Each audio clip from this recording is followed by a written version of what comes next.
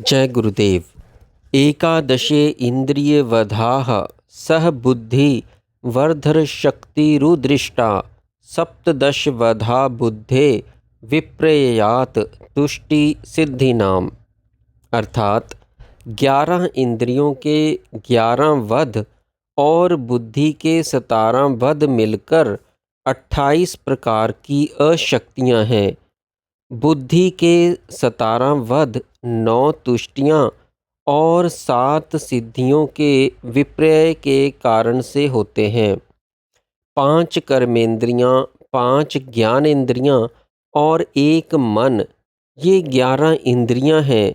इनके पृथक पृथक विकारों से 11 प्रकार की अशक्तियाँ होती हैं और 9 तुष्टि एवं 8 सिद्धि जो बुद्धि के धर्म है, इनके विकार से संबंधित बुद्धि के 17 प्रकार के वध 17 अशक्तियाँ हैं।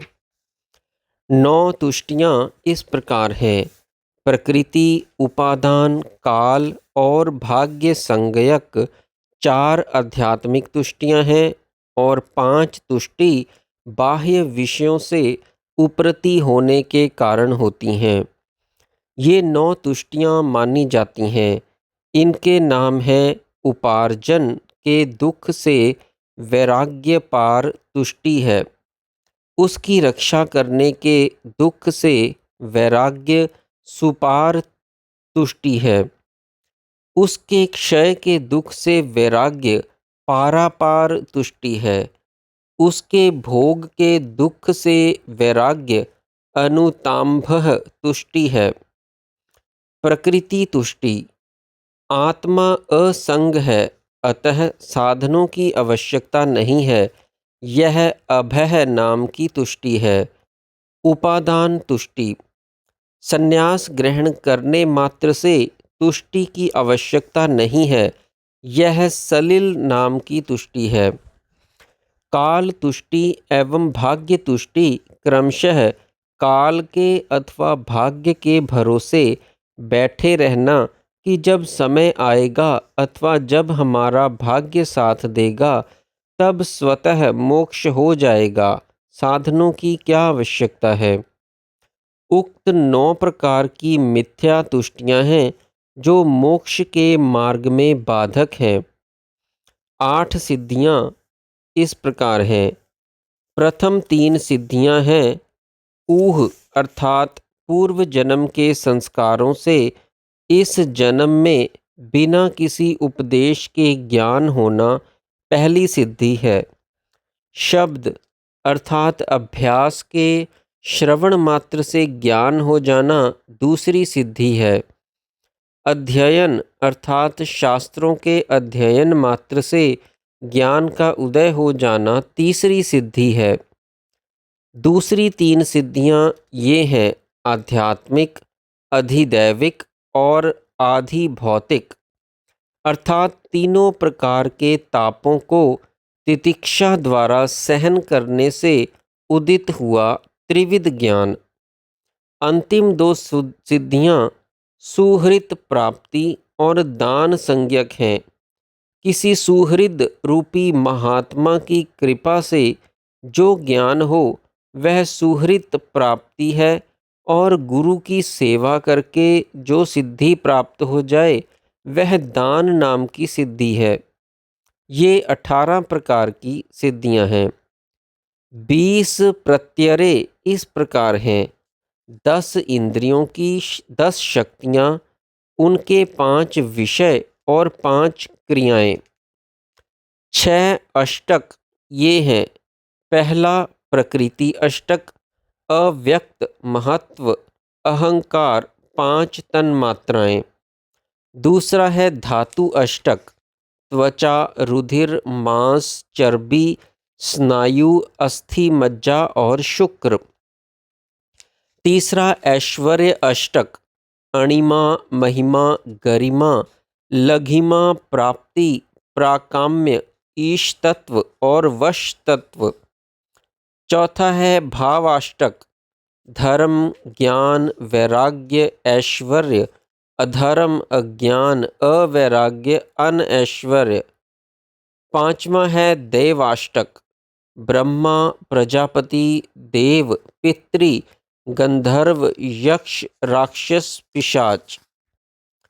छठा है गुणाष्टक। दया, धर्म, अनुसूया, शौच, अनायास, मंडल, संकल्प सिद्धि, अकृपणता और अस्पृहा। विश्व रूपैक पाश। कामना अथवा वासना ही एक बंधन है जो अनेक रूपों वाला है। तीन मार्ग हैं, धर्म, अधर्म और ज्ञान। दो निमित्त हैं, सुख और दुख। मोह है अहंकार। कभी कभी संसार को नदी से भी उपमा दी जाती है। उस उपमा के अनुसार 5 तो उसमें जल स्तोत्र हैं, 5 उसके उद्गम हैं जहाँ से वह वेग सहित वक्र गति से निकलती है। 5 उसमें प्राण रूपी तरंगे हैं। 5 बुद्धि आदि मूल हैं जिसके उसमें 5 भंवर पड़ते हैं। 5 प्रकार के दुखों के वेग से युक्त हैं। 50 भेदों वाली है और उसके 5 पर्व हैं। पहला 5 स्तोत्र। 5 प्रकार का ज्ञान, शब्द, स्पर्श, रूप, रस, गंध। दूसरा है 5 योनियाँ, 5 प्रकार की वृत्तियाँ, प्रमाण, विपर्यय, विकल्प, निद्रा, स्मृति। 5 प्राणोमियाँ अर्थात प्राण, अपान, समान, व्यान और उदान अथवा 5 कर्मेंद्रियाँ। चौथा, जिनके आदि में 5 ज्ञानेंद्रियाँ हैं वे पंच बुद्धि हैं। पांचवा पंचाव्रत, पांचों तत्वों से संबंधित 5 प्रकार के विषय भोग। छठा है पंच दुख, गर्भ, जन्म, व्याधि, जरा और मृत्यु।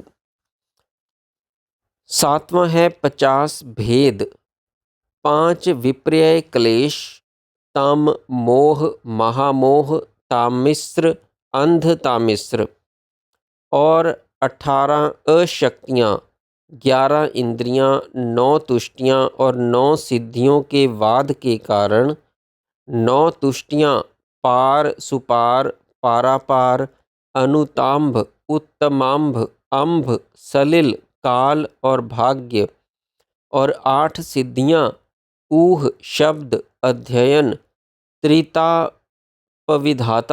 सुहृताप प्राप्ति और दान।